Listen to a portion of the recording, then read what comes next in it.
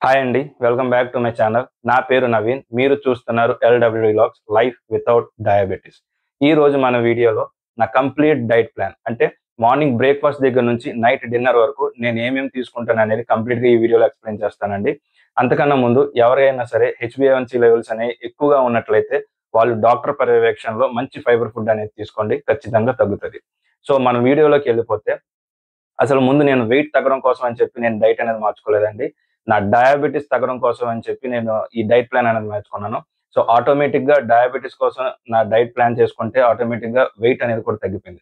So, ఆ wait ఏ విధంగా తగ్గింది, నా డయాబెటిస్, హెచ్‌బీఏవన్సీ 7.5 నుంచి 5.7కి ఏ విధంగా తగ్గిందనేది కంప్లీట్‌గా ఇప్పుడు నేను మీకు ఎక్స్‌ప్లెయిన్ చేస్తాను. చూద్దాం రండి. బ్రేక్ఫాస్ట్ వచ్చేసి పెసరట్లు, బొబ్బరట్లు, జొన్న దోస, సజ్జ దోస, రాగి దోస, జొన్న ఇడ్లీ, ఆవిరి కుడుము. ఈ 7 రకాల బ్రేక్ఫాస్ట్లు నేను తీసుకునేవాడినండి. అందులో మరీ ముఖ్యంగా పెసరట్లు, బొబ్బరట్లు మాత్రం వారంలో 4 రోజులు ఇయ్యే తినేవాడిని. మిగతా 5 కూడా రొటేషనల్ బేస్ మీద తీసుకునేవాడిని. ఇవి ఎన్నేసి తినేవాడినండి. పెసరట్లు వచ్చేసరికి 3, బొబ్బరట్లు వచ్చేసరికి 3, జొన్న దోసలు, సజ్జ దోసలు, రాగి దోసలు ఇవన్నీ 3 తినేవాడినండి. ఇక ఇడ్లీ జోలికి వస్తే 4 ఇడ్లీ తినేవాడిని. దీంట్లో మరీ ముఖ్యంగా చట్నీస్ అండి. చట్నీస్ చాలా ఇంపాక్ట్ చూపిస్తాయి. అందులో నేను కేవలం 2 చట్నీలు మాత్రమే నేను యూజ్ చేశాను. అదే నేను రికమెండ్ చేస్తాను. అవి ఒకటి పల్లి చట్నీ, 2 కోకోనట్ చట్నీ. ఈ రెండే నేను యూజ్ చేశానండి. ఇక నా లంచ్ బాక్స్ విషయానికి వస్తే వారానికి ప్రతి వారం నేను డైట్ చేంజ్ చేసేవాడినండి. ఫస్ట్ వీక్ వచ్చేసరికి 3 మల్టీగ్రెయిన్ రోటీ తయారు చేసుకునేవాడిని. దాంట్లో పప్పు, ఆకుకూర, ఇంకొక కర్రీ పట్టుకెళ్ళేవాడినండి. సో, ఈ ఆకుకూరలో ముఖ్యంగా మెంతికూర అనేది వారంలో 2 సార్లు తినేవాడినండి. సెకండ్ వీక్ వచ్చేసరికి మిల్లెట్స్‌తోని పప్పు, ఆకుకూర, ఇంకో కూర తీసుకెళ్ళేవాడిని. మళ్ళీ థర్డ్ వీక్ వచ్చేసరికి ఫస్ట్ వీక్ నేను ఏదైతే తీసుకెళ్ళేవాడినో అదే సేమ్ మల్టీగ్రెయిన్ రోటీ, పప్పు, ఆకుకూర, ఏదో ఒక కర్రీ. దాని తర్వాత మళ్ళీ ఫోర్త్ వీక్ వచ్చేసరికి మళ్ళీ మిల్లెట్స్, మళ్ళీ పప్పు, ఆకుకూర, ఏదో ఒక కర్రీ. సో, ఇలాగ మొత్తం వారంలో ప్రతిరోజు కూడా నేను పప్పు, ఆకుకూర అనేది ఖచ్చితంగా తీసుకెళ్ళేవాడినండి. ఆకుకూర వల్ల మనకి చాలా బెనిఫిట్స్ అనేవి వస్తాయి. సో, ఈ విధంగా నా లంచ్ బాక్స్ అనేది ప్లాన్ చేసుకున్నానండి. Snacks time. మనం ఆ లంచ్ చేసిన తర్వాత మనకు ఖచ్చితంగా ఆకలేస్తదండి. సో, ఆ ఆకలిని తట్టుకోవడానికి నేను ఏ విధంగా నేను ప్లాన్ చేసుకున్న నా స్నాక్స్ టైం అనేది చూపిస్తానండి. ఫస్ట్ రోజు 2 గుప్పెట్లు ఫ్రైడ్ గ్రౌండ్ నట్స్ అంటే పల్లీలు.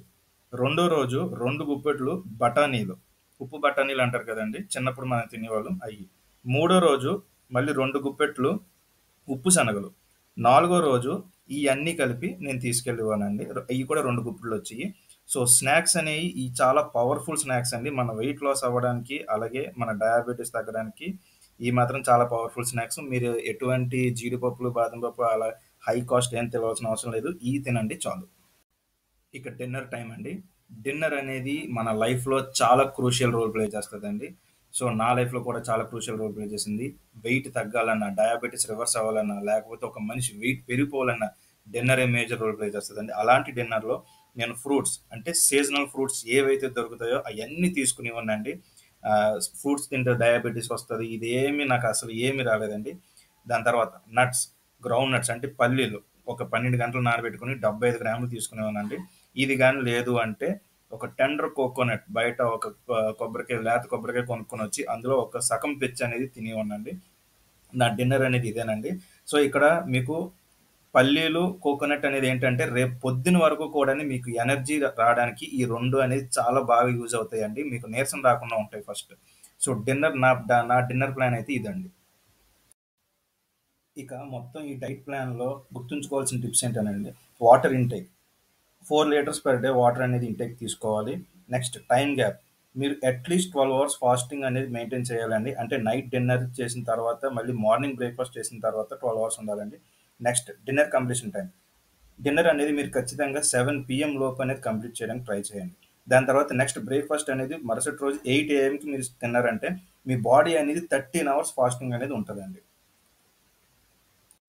సో, ఈ కంప్లీట్ డైట్ టైమింగ్స్ అనేది నేను ఏ విధంగా ఫాలో అయ్యానంటే చెప్తాను చూడండి.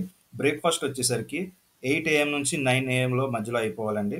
లంచ్ వచ్చేసరికి 12:30 పీఎం నుంచి 1:30 పీఎంలో నేను తినేవాడిని.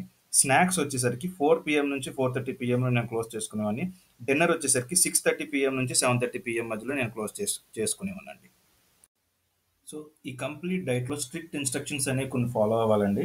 అదేంటంటే ముఖ్యంగా 4 AM బిర్యానీ అనేది అది ఒక సూపర్ పాయిజన్ అండి. అది అసలు తినకండి. నెక్స్ట్ మార్నింగ్ టీ, కాఫీ అనేది మానేయాలి. బ్రేక్‌ఫాస్ట్ రైస్‌తో గానీ, మైదాతో గానీ, షుగర్‌తో గానీ చేసినయి కంప్లీట్‌గా అవాయిడ్ చేయాలి. ఆఫ్టర్‌నూన్ రైస్, బిర్యానీస్ కంప్లీట్‌గా అవాయిడ్ చేయాలి. Junk food, fast food, cool drinks, refined, processed and packaged food అనేది ఆహ్, స్నాక్స్ టైంలో కంప్లీట్‌గా అవాయిడ్ చేయాలి. డిన్నర్ అనేది హెవీ క్యాలరీ ఫుడ్ అనేది రైస్, బిర్యానీస్ అనేది ఖచ్చితంగా అవాయిడ్ చేయాలండి. సో ఇయన్నీ గానీ పాటించి ఈ ఫైబర్ ఫుడ్ అనేది తింటే ఎవ్వరన్నా సరే ఖచ్చితంగా డయాబెటిస్ అనేది రివర్స్ అయ్యి ఖచ్చితంగా వెయిట్ అనేది తగ్గుతదండి. సో చూసారు కదండి. ఈ విధంగా నేను మార్నింగ్ నుంచి నైట్ డిన్నర్ వరకు నా డైట్ ప్లాన్ అనేది ఈ విధంగా చేసుకున్నానండి. అంటే కంప్లీట్ ఇంకా రైస్, షుగర్, మైదా కంప్లీట్‌గా నేను అవాయిడ్ చేసి మొత్తం ఫైబర్ ఫుడ్డే తీసుకున్నాను. సో నాన్ వెజ్ అనేది తినలేదా అంటే నేను ఫస్ట్ 3 మంత్స్ అయితే నాన్ వెజ్ కంప్లీట్‌గా అవాయిడ్ చేశానండి. నాన్ వెజ్ తింటే మరి డయాబెటిస్ తగ్గుతది కదా అంటే ఆఫ్‌కోర్స్ తగ్గుతది. బట్ ఏంటంటే ఇక్కడ నేను టేస్ట్‌లకి కంప్లీట్‌గా 3 మంత్స్ నేను దూరంగా ఉన్నానండి. కేవలం నేను ఈ ఫుడ్ మీదే నేను బేస్ అయ్యి నేను డయాబెటిస్ వెయిట్ అనేది తగ్గించుకున్నాను. 3 మంత్స్ తర్వాత మెల్లగా నాన్ వెజ్ అనేది స్టార్ట్ చేశాను. సో అదేనండి. సో కంప్లీట్ వీడియో ఇదేనండి.